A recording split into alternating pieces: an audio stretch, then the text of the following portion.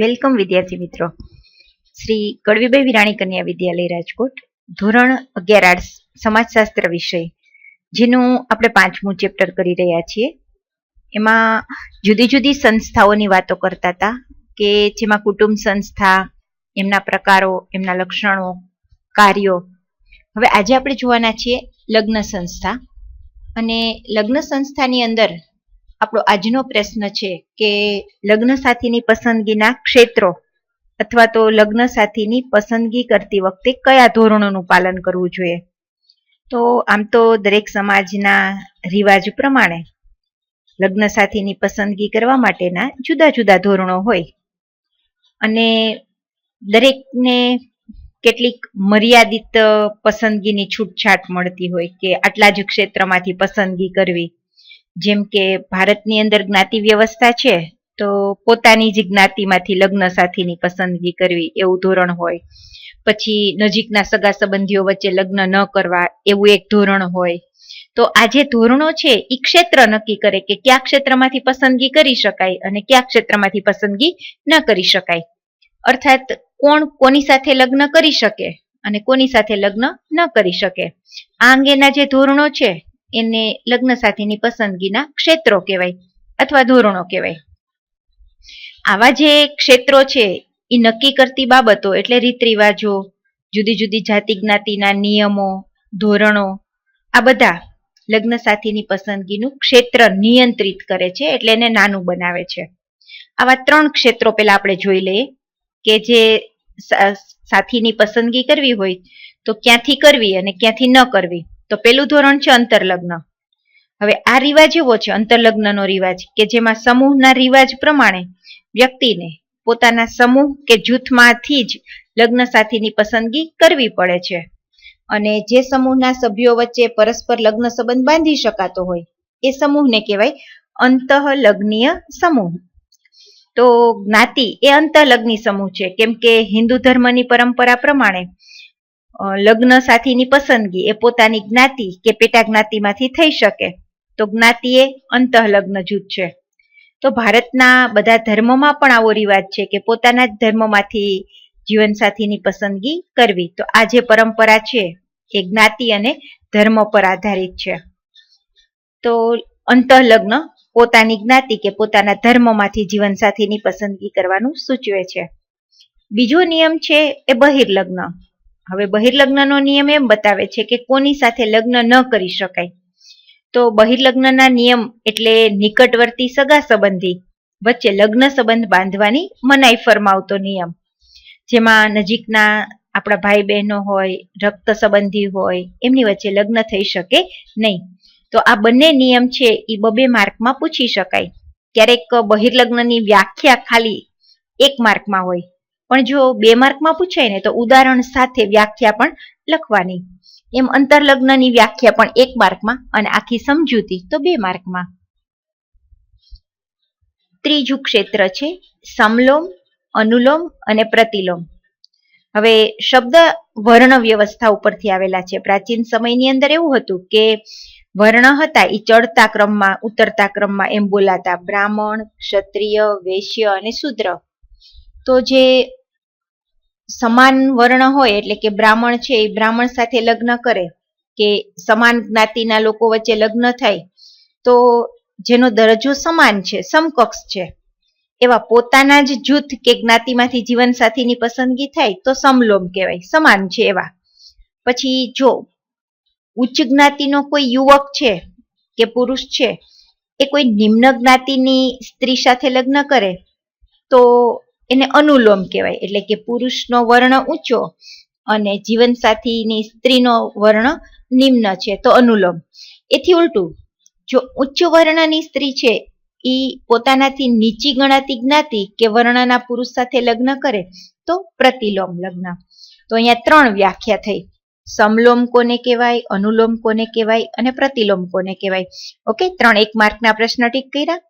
આ 3 જે નિયમ હતા એને કહેવાતા હતા જીવનસાથીની પસંદગીના ક્ષેત્રો અથવા ધોરણો.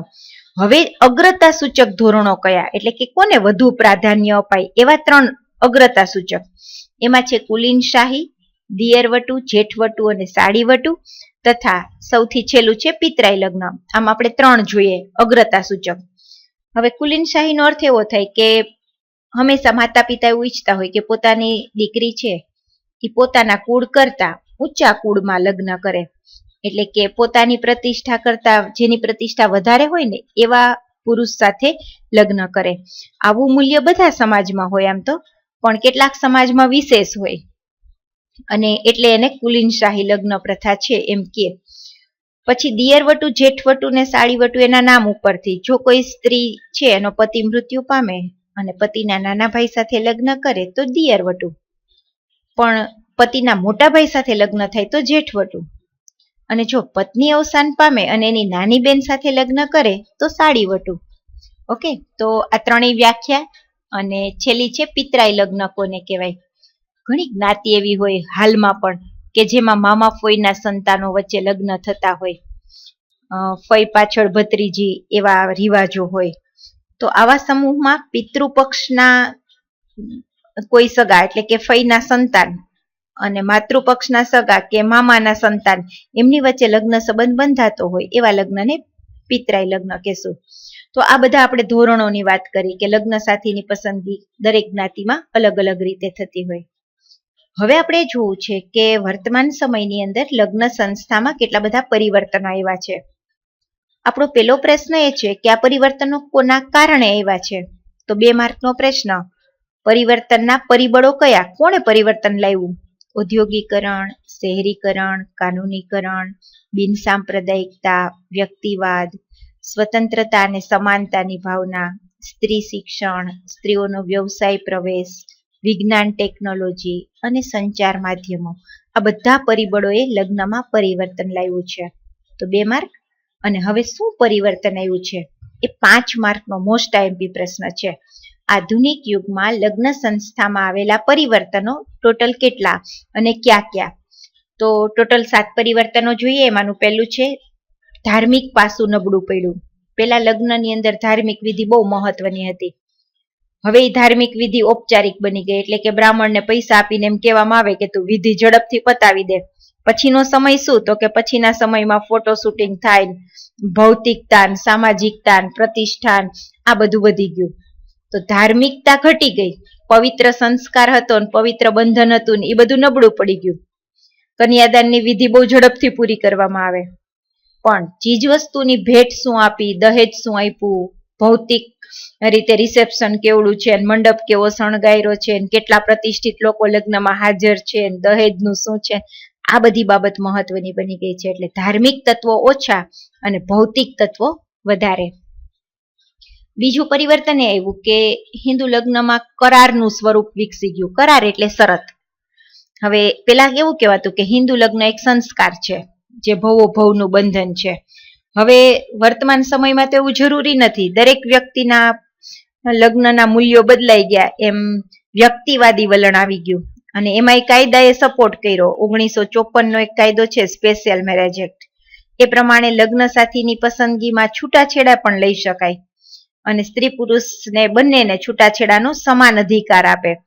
તો આ વાત થઈ. લગ્ન પેલા સંસ્કાર હતા, હવે લગ્ન એક કરાર છે. ત્રીજું પરિવર્તન છે લગ્નની વય એટલે કે ઉંમર ઊંચી આવી ગઈ. પેલા બાળ વયે લગ્ન થતા હતા. હવે કાયદાએ માન્યતા આપી દીધી કે છોકરાઓની 21 વર્ષ અને છોકરીઓની 18 વર્ષ પછી જ લગ્ન થઈ શકે. એ સિવાય કોણે લગ્ન વય ઊંચી લાવી? તો શિક્ષણ, લગ્ન અંગેના ખ્યાલો બદલાઈ ગયા, સ્ત્રી શિક્ષણ વધ્યું, પરિણામે લગ્નની વય પેલા કરતા વધારે ઊંચી આવી. પછી ચોથું પરિવર્તન છે લગ્ન સાથીની પસંદગીનું ધોરણ બદલાઈ ગયું. પેલા વડીલો દ્વારા પસંદગી કરવામાં આવતી હતી અને લગ્ન થાય ને એટલે 2 કુટુંબનું જોડાણ થતું. એને બદલે આ બાબત હવે એવું બન્યું કે યુવક અને યુવતી પોતાની સ્વપસંદગીથી લગ્ન પણ કરી શકે અને લગ્ન એ વ્યક્તિગત બાબત, એમાં વ્યક્તિની લાયકાતને જ પ્રાધાન્ય અપાય, એના કુટુંબનું પ્રતિષ્ઠાન દરજ્જાને ઓછું મહત્વ અપાય. 5મું પરિવર્તન એ આવ્યું કે આંતરજ્ઞાતિ લગ્ન જે પેલા ન થતા એ હવે વધવા લાગ્યા. કાયદાએ પણ એને સપોર્ટ કર્યો અને આ એક સુધારાવાદી પરિવર્તન કહેવાય કે જુદી જુદી જ્ઞાતિ વચ્ચે લગ્ન થાય એને કાયદો પણ એની તરફેણ કરે. 1954નો હમણાં ઉપર જોયો તો એ જ નિયમ પ્રમાણે સ્પેશિયલ મેરેજ એક્ટ એ બહુ વિકલ્પ પ્રશ્ન બનશે કે 1954 નો સ્પેશિયલ મેરેજ એક્ટ એ છૂટાછેડાની માન્યતા પણ આપે અને આંતરજ્ઞાતીય લગ્નની માન્યતા પણ આપે. અને ત્યાર પછી પરિવર્તન છે બહુપતિ અને બહુપત્ની, જે આપણે હમણાં પ્રકાર જોયા હતા લગ્નના. તો બહુસાથી લગ્નને એને ગેરકાયદેસર બનાવી દીધા. તો એ કાયદો હતો 1955 નો હિન્દુ લગ્ન ધારો. તો હિન્દુ લગ્નનો કાયદો બન્યો, એમાં નક્કી થયું કે એક જ સાથી લગ્ન માન્ય. બહુસાથી લગ્ન છે એમાં બહુપતિ અને બહુપત્ની બે ગેરકાયદેસર. એટલે આ પ્રથા છે એ હવે સમાજમાં અસ્તિત્વમાં નથી. કાયદાને કારણે એનો અંત આવી ગયો. અને સાતમું પરિવર્તન છે સ્વપસંદગીના લગ્નને પ્રાધાન્ય. આપણે અગાઉ જોયું તો એમ જ કે હવે માતા પિતાની પસંદગી નહીં, પણ લગ્ન કરનાર યુવક અને યુવતીની પસંદગી. અને એમાંય હવે વડીલો અને સમાજ છે એ વધુ ઉદાર બન્યા છે, સહિષ્ણુ બન્યા છે. એટલે કોઈ પણ જ્ઞાતિ કે કોઈ પણ પાત્રને હવે સ્વીકૃતિ મળતી જાય છે. તો આ બાબત થઈ સ્વપસંદગીની. અને સૌથી છેલ્લી 8મી બાબત છે છૂટાછેડાની.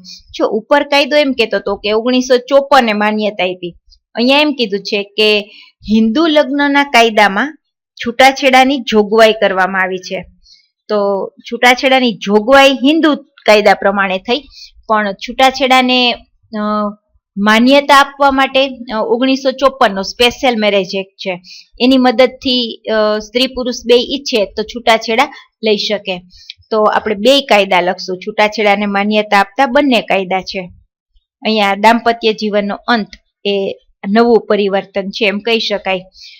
દુઃખી જીવન જીવવું અને આ જીવન ચલાવવું એના કરતા દાંપત્ય જીવનનો અંત આસાનીથી લાવી શકાય, એ આજનું એક માંગ અથવા તો આજનું એક પરિવર્તન છે. અહીંયા આપણે આ પ્રશ્ન પૂરો કરીએ છીએ પરિવર્તન વાળો.